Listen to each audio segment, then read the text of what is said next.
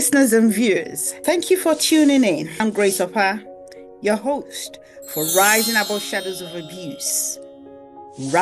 Today, I have the pleasure of introducing you to Reverend Deb Hansen.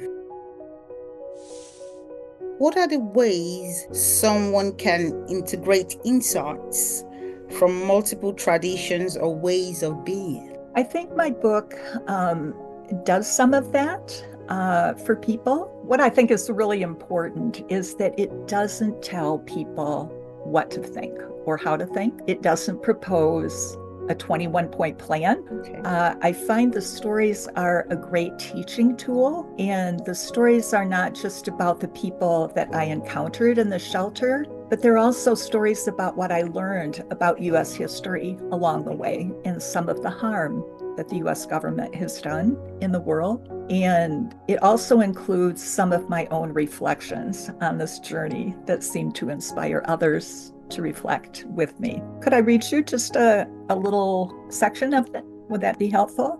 Yes, please. Modern life can feel like a bubble, a series of somewhat safe and predictable experiences carefully crafted that have shielded me from a rawer experience of living. The strange thing is, if you lived in many places in El Paso, even a mile from the border, or Sacred Heart Church, or the bus stations and the shelters, you would have little idea of what is going on unless you heard it on the news. It's the same for most of us who live comfortable lives apart from the experience of the ones who bear the brunt of them. By opening my eyes and my heart, this humble work of hospitality and solidarity has been medicine. I feel forever changed by the experience, a little softer, maybe a little humbler. I do not wish to be protected from the cries of the children, nor do I wish to be overtaken by the darkness. The world mercifully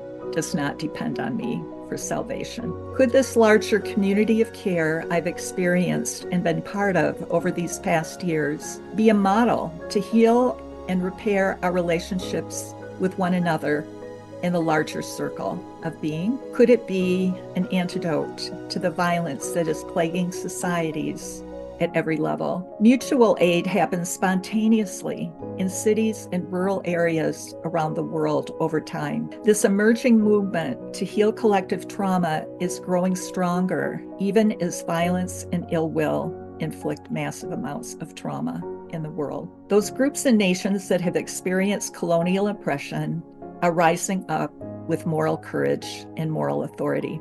My prayer is that we become more skillful and committed to the challenging and often painful work of healing and repairing our relationships with each other. The structure of the old order is ill-equipped for the future and is crumbling around us. A period of chaos and not knowing is a phase of transition to be anticipated. For me, a deep and unshakable trust in the seasons and cycles of life is what having faith means. Thank you for that piece. From what I glean from your book, it shows a lot of trauma for those who have been displaced, a lot of violence, a lot of poverty, a lot of suffering and pain. Am I right to say this is what you actually chronicle? Yes, and just as you said, in addition to that, the strength of the human spirit and the resilience of people who've come a long way to do the best for themselves and their families is really an inspiration. So it's definitely both